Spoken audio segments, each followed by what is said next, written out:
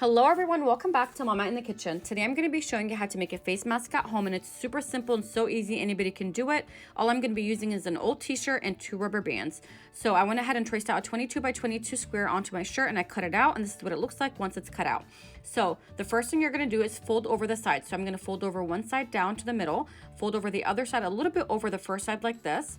And then I'm gonna hold it down like this with my thumbs and flip over the whole thing.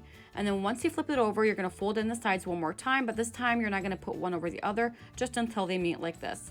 And then I'm gonna add a rubber band onto each side.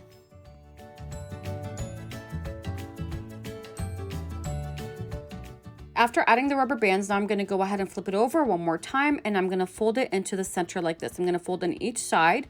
And once you fold in the sides like this, now it's ready for use. But if you would like, you can tuck in one side into the other.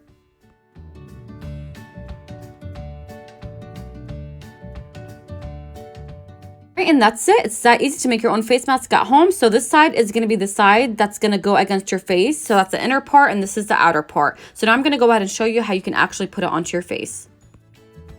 So now I'm just going to show you guys how I put this onto my husband. So you're just going to take one rubber band and place it on one ear and the other rubber band on the other ear. And that is it. You can adjust the middle to make it longer if you'd like, but that is all for this face mask. And you can also use these face masks for kids, but you would just make the cloth smaller when making it. So you would want a smaller piece of the shirt to make it for kids so it could fit their faces better and it could be smaller.